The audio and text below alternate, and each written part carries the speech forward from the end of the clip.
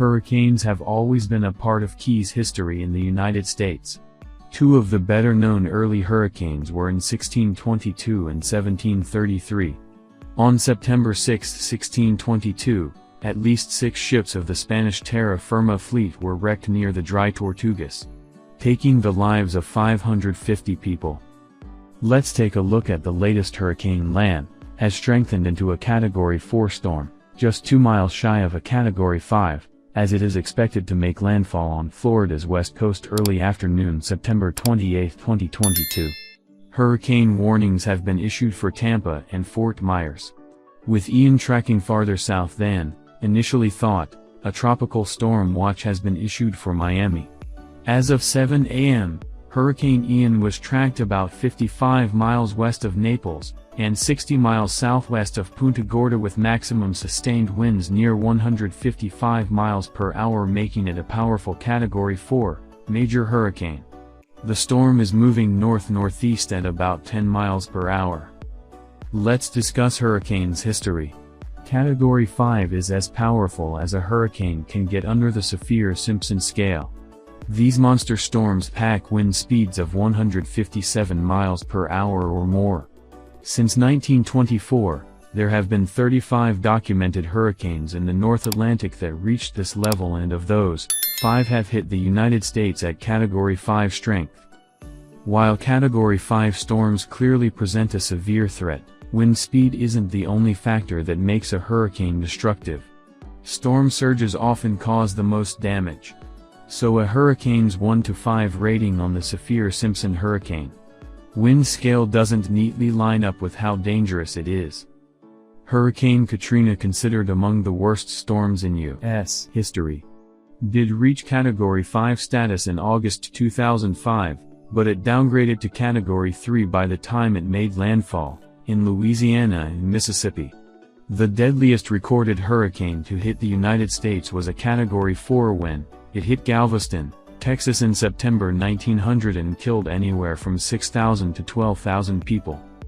Although the Saffir-Simpson categories aren't perfect indicators of storm severity, the United States National Hurricane Center adopted them in the early 1970s, to try to offer the public an idea of how they should respond to an incoming storm. Here's a list of what happened each time the United States was hit by a hurricane at Category 5. In 1928, the San Felipe II hurricane hits Puerto Rico.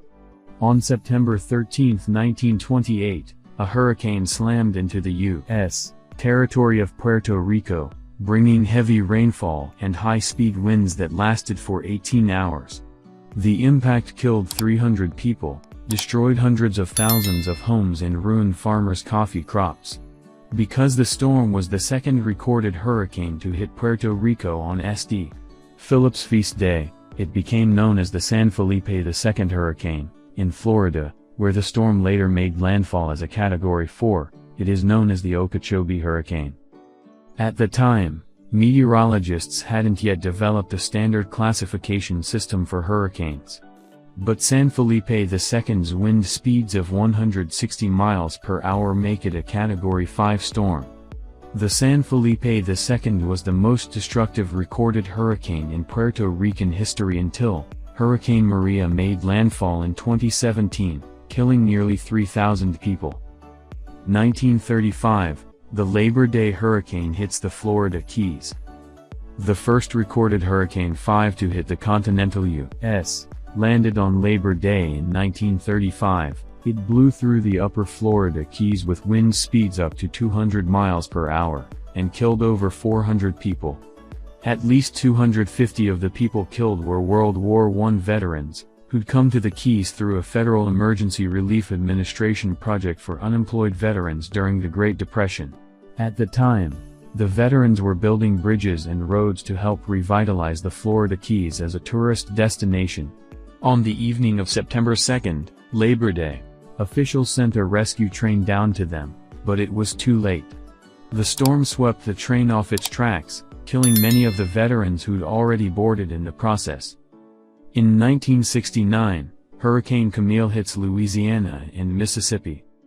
In 1953, the United States began naming hurricanes exclusively after women. One of these was Hurricane Camille, a storm that landed along the Mississippi Gulf Coast late in the evening of August 17, 1969. We don't actually know the storm's maximum sustained winds, since it destroyed all the wind recording instruments in the landfall area, according to the National Weather Service. However, the service estimates wind speeds reached 175 miles per hour along the coast. The Category 5 hurricane killed 143 people on the Gulf Coast. But even after its wind speeds dropped below hurricane level intensity, it continued to be deadly as it moved north across the country. In Virginia and West Virginia, flash flooding from the storm killed 113 people. In 1992, Hurricane Andrew hits Florida.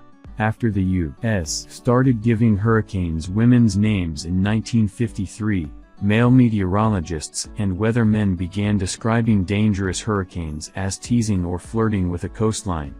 Feminists like Roxy Bolton campaigned to stop associating women with natural disasters, and in 1979 the U.S. started naming hurricanes after men too, with Hurricane Bob. In 1992, Hurricane Andrew became the first of these male-named hurricanes to reach Category 5 in the United States. Once again, the Category 5's target was Florida. It made landfall in southern Florida on August 24, 1992, and reached sustained wind speeds of 165 miles per hour. The storm killed 61 people, and its destruction or damage to buildings displaced another 250,000. In 2018, Hurricane Michael hits Florida. Hurricane Michael had maximum sustained wind speeds of 160 miles per hour, when it made landfall in Florida Panhandle in October 2018. It killed 16 people and was one of 8 hurricanes in the North Atlantic that year, including Hurricane Florence, which killed 54 people. Scientists warn that climate change increases the severity of storms, meaning that storms in the North Atlantic will become more likely to turn into hurricanes as the climate crisis continues. If this is your first time on my YouTube channel, kindly like and subscribe to my channel and click the bell icon to get new video updates whenever I drop new videos. And don't forget to share with family and friends. Many thanks my people.